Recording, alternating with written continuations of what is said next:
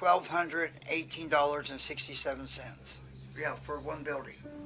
For decades, West Virginia powered the American dream. This was the country's industrial engine, a place where entire towns were built around the coal mining facilities that kept the nation's lights on.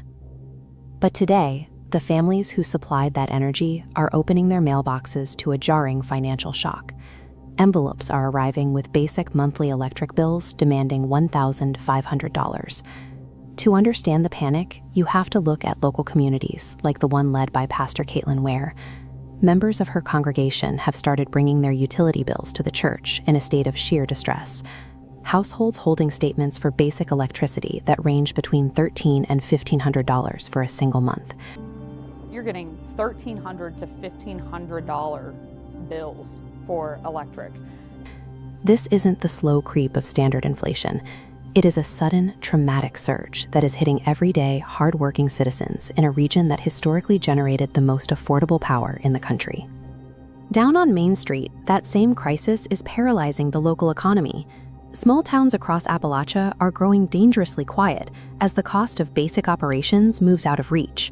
For a small shop operating on razor-thin margins, a utility bill can now swallow the entire month's profit.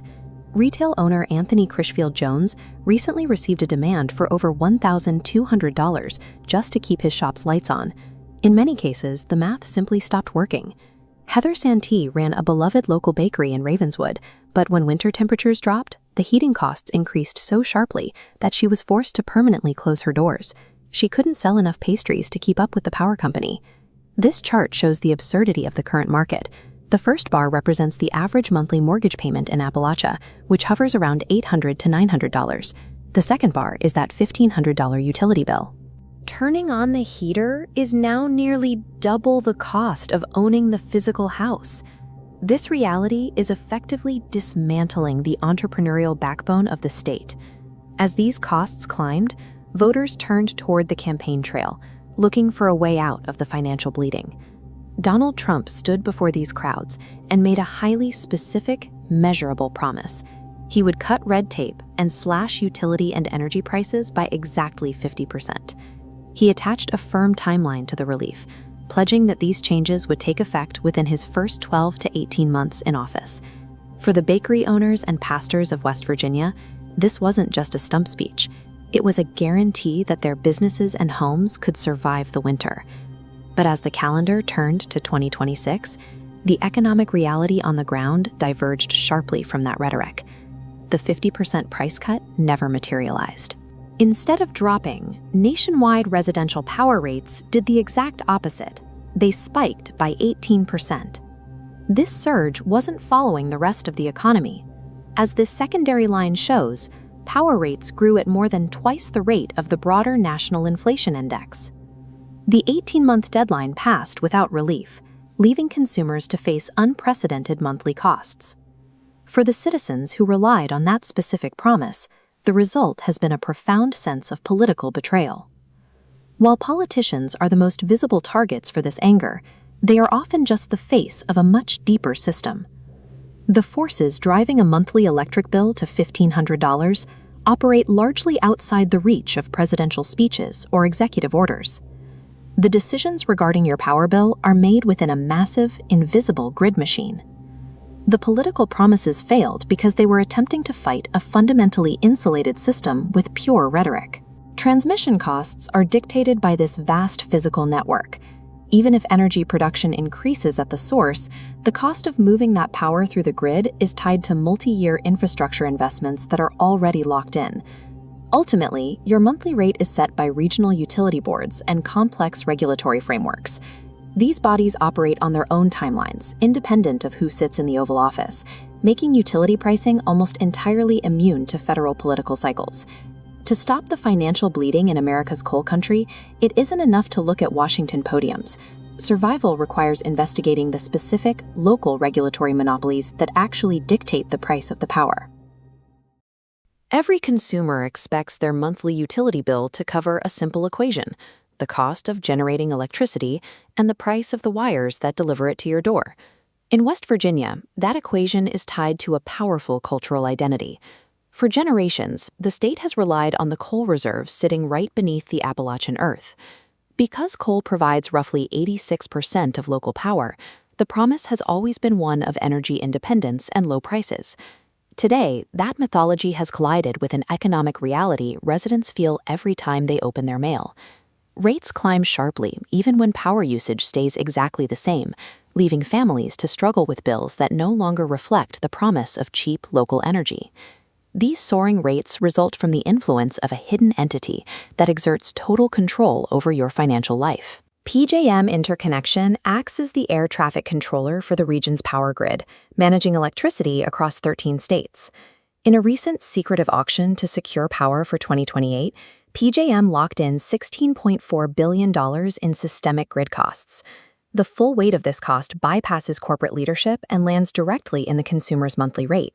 This raises a critical question for the investigation. What exactly does a $16 billion price tag actually buy? And why is an energy-rich region being forced to foot the bill? Most of that cost stems from the capacity market, which functions as a multi-billion-dollar insurance policy for the power grid. PJM pays power plants a heavy premium simply to sit on standby. This ensures that if a brutal winter storm hits, those plants fire up immediately to prevent a total grid collapse. This chart shows the timeline of capacity market prices. Rates remained relatively low for years, until the recent auction, where they hit a record-shattering ceiling of $329.17 per megawatt day. This unprecedented price spike triggered one of the largest modern wealth transfers from working-class citizens directly to utility conglomerates. The extreme price tag signals that the grid is under severe stress, reflecting a growing lack of confidence in the system's ability to stay online during a crisis. In West Virginia, that stress comes from the power plants themselves.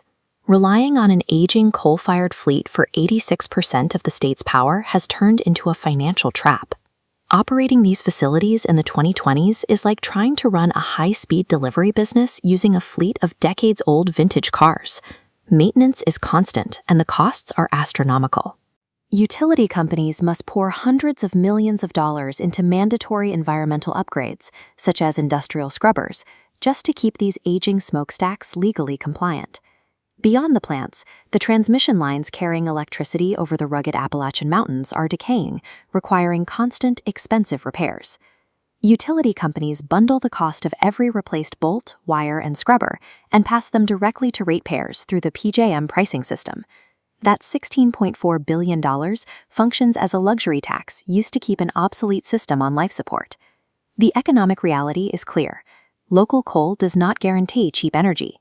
Instead, consumers are paying luxury prices for outdated technology that struggles to meet modern demands. Residents are left to fund a grid that is expensive to maintain, fragile, and increasingly obsolete. Rather than overhauling this system to provide relief, the state is inviting a new category of industrial demand: massive, power-intensive data centers. These facilities require a colossal, constant draw of electricity, threatening to overwhelm a grid that is already struggling to remain reliable. As long as legacy infrastructure is propped up by hidden market mechanisms, consumers will continue to bear the financial burden of a grid that prioritizes corporate cost recovery over ratepayer relief. These quiet Appalachian valleys have long been defined by aging infrastructure and a slow decline in population. But today, a different kind of industry is moving into the region, placing a new kind of strain on the hills. The servers that power artificial intelligence, cloud computing, and crypto mining require a staggering amount of continuous, high-density electricity. Tech giants looking for cheap land and power have identified West Virginia as a prime location for expansion. In 2025, the state legislature passed House Bill 2014. It was marketed as an economic development miracle that would bring high-tech jobs to the mountains. The bill actually functioned as a massive deregulation effort. It stripped local governments of their power to limit the expansion of hyperscale data centers, effectively removing any regional oversight on how fast these facilities could grow. These massive warehouses now pull gargantuan amounts of power from a grid that was already struggling to meet the needs of the local population. This spike in demand has overloaded the local energy market. The grid is now pushed to its physical limit to keep AI servers running, even while residents face the threat of blackouts during the winter months. Supporting these data centers requires significant physical upgrades. The grid needs massive new substations and reinforced transmission lines to handle the constant, heavy baseline power these servers require to stay online. While these new infrastructure projects cost billions of dollars, the multi-trillion-dollar tech companies who are demanding them are simply not the ones paying the bill for this expansion. Utility monopolies pass these heavy costs directly to the public. Local bakeries and hardware stores, which already operate on very thin margins, are seeing their rates climb to cover the infrastructure for the tech sector. This shifts the financial burden of Silicon Valley's expansion onto the working-class ratepayer, who effectively becomes an involuntary investor in the tech industry's power grid. Because consumers cannot choose another power provider, utilities operate as state-sanctioned monopolies. To prevent price gouging, the Public Service Commission is supposed to act as a firewall, auditing company ledgers to reject unjustified rate hikes. In practice, that protection has completely vanished. In May 2026, Appalachian Power Company secured a massive base rate hike by citing vague claims of overarching inflation, and the regulators approved the request with very little scrutiny. This chart shows the scale of the trend. During the second quarter of 2026 alone, utility companies across the country asked for $9.2 billion in rate hikes. Overwhelmingly, they are receiving exactly what they ask for. The monopolies exert leverage by telling regulators that if the money isn't approved, the grid will suddenly fail. They use the threat of rolling blackouts to ensure their rate cases are never denied. Consumer protection has become a bureaucratic formality. The regulatory system now functions as a rubber stamp for utility companies to extract higher costs from the working class. The region is entering a cycle where rising costs and failing infrastructure feed into one another, creating an unsustainable economic trajectory over the next decade.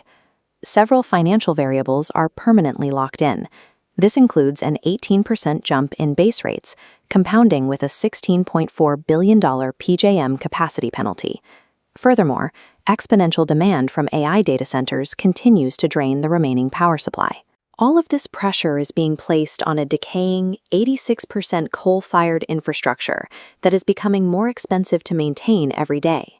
When you synthesize these locked-in financial penalties with the physical strain on the grid, the current economic model for rural Appalachia appears to be heading toward a breaking point by 2030. For local hardware stores and family diners, these projected costs are a direct threat. Many of these businesses cannot absorb monthly electric bills climbing toward $2,000. As businesses are forced to close, the municipal tax base begins to evaporate.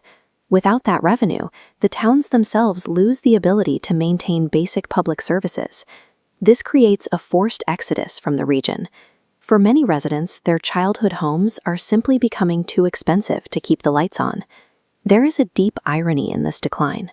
West Virginia was built by miners who risked their lives in the dark to pull the coal that fueled the American Industrial Revolution for over a century. Today, those same communities are being priced out of their own power grid. The descendants of the people who powered the nation are left freezing in the dark, overshadowed by the tech giants that now dominate the region.